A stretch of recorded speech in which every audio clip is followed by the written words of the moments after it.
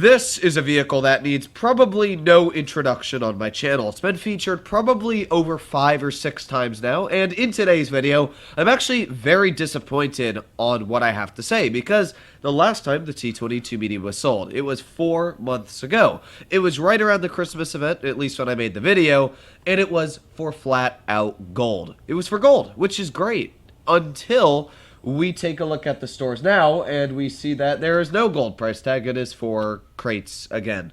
I'm actually very disappointed. I thought that Wargaming was going to continue to put the T-22 medium in stores for gold, but it seems that they've gone back to crates for this vehicle. Now, right off the bat, do not spend your money on this tank. I don't want anybody spending their money on this tank because it's already been sold for gold. Just wait for it to be sold for gold. And if it doesn't come for gold, then that sucks for Wargaming, and buy another vehicle that's better, because there are other tier 10s that, in my opinion, are kind of outclassing the T-22 now, because this vehicle is getting quite old.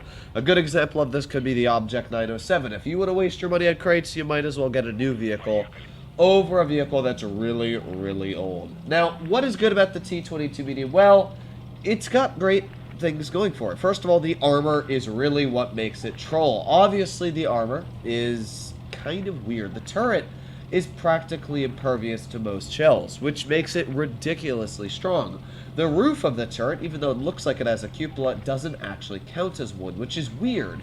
And yeah, the only thing I'm worried about right now is the enemy team has a lot of heavy tanks, and I don't really know what they're going to do with them. But nonetheless, this tank has very, very good armor. The hull is meh.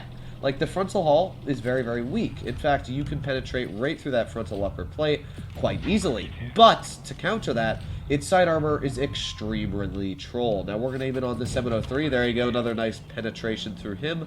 With that, we've gotten 2 pens so far. And let's see if we can get any more on this guy. Ooh, I wouldn't hit that Hoary. But let's see, we got the M103 right over here. He's turning his turret sideways. Let's see, can we get another nice tap?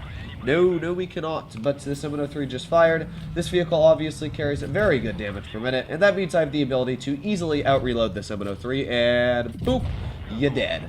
So, already you can see the vehicle's doing a pretty solid job. The DPM of the tank is very good, which means that it's able to get some pretty quick shells out.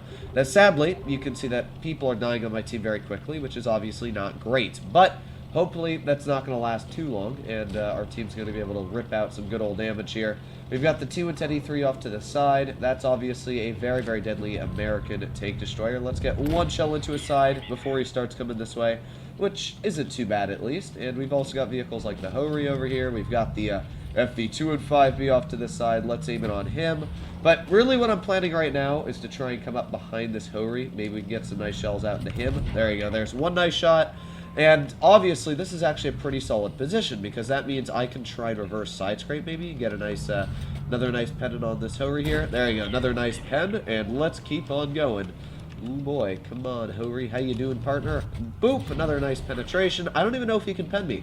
Obviously, he'll probably pen that, because he's able to turn his tank, but I'm not doing too bad. We're just going to shoot some heat into the side of the Hoary, and my Sheridan's going to finish him off.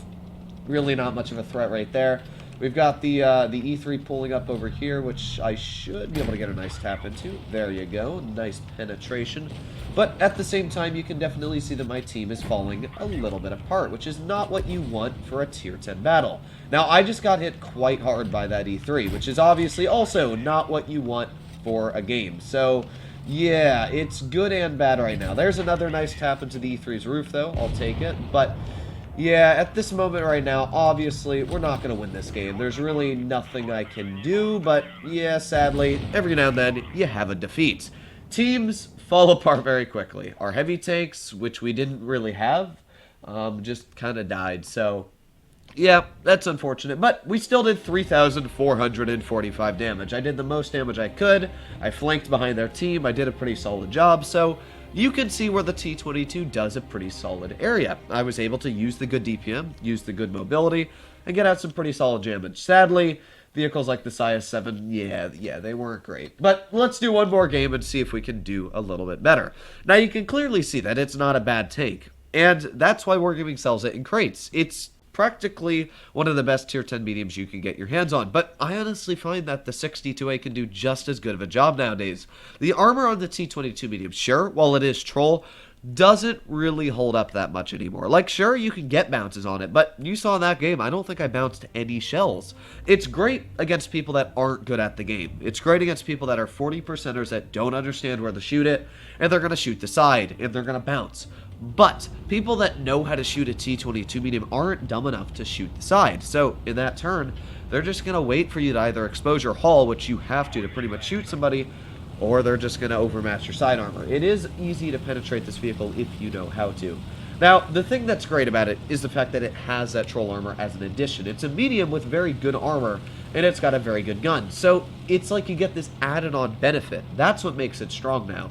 But let's see what we can do. Oh boy, we got somebody that knows me. Alright, I'm going to poke this spot right here, because this is a very good spot. Now, one issue with the T-22 medium is the gun isn't fantastic. It's good, but it's not great. There's one nice shot into the E5 at least, and we've also got like the 5A over here. Let's get a nice pen into you, and we've also got the 268 over here. Let's see though if we can get another.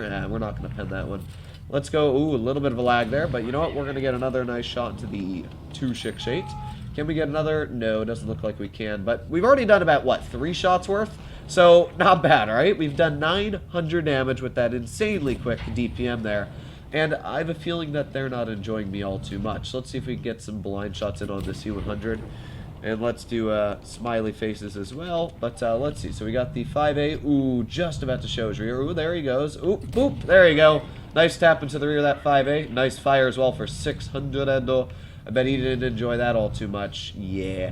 This tank, as again I said, is very, very deadly if you play it correctly. But it also has some very big downsides. Now, our team, I don't know what they're doing right now, to be fair. I don't know what the plan is from them, but looks like they're doing pretty good on heavy side, which is good. Obviously, I want our team to do well on heavy side. We've got vehicles like the 121 up top here who are trying to hold their own, but I'm going to try and put... Ooh, that's a 183. Let's get a nice tap into you. Thank you very much for a decent chunk of your HP. Let's aim it on the WZ-121 maybe. Oh, that was sad. That was really, really big sad there. We've also got vehicles like the Panzeru, but I'm not worried about the Panzer right now. I'm worried about that 183 in the back. I don't know what he can see, and that's obviously threatening. There you go. He's been hit, though, and with that, let's aim it on this Panzer now. Yeah, that's what I'm talking about. Beautiful bounces on the turret. Again, as I told you before, the turret on this tank is ridiculously strong, which gives it really, really good moments of just getting these insane bounces. There you go. 183 finishing that player off, and all that's left is the 100 and the 121. So, yeah, this is the T-22. You can see that it's good. You know, we didn't get that many bounces this game, but obviously there weren't that many shells that hit me in the first place, so I couldn't really get that many bounces. Oh, I overshot that. There you go.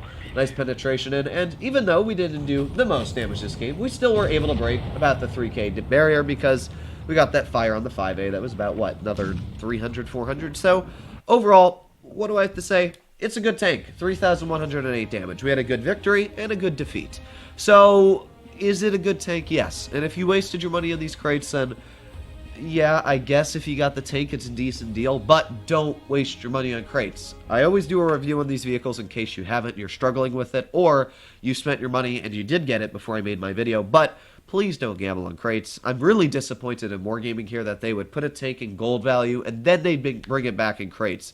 They've done this before, and it's really dumb, and they're pretty much beating a dead horse with the T-22 medium. Hopefully all of you enjoyed today's video. If you want to see more like it, please consider smashing that subscribe button down below. But other than that, stay happy, stay healthy, and I'll be seeing you in the next one. Bye-bye.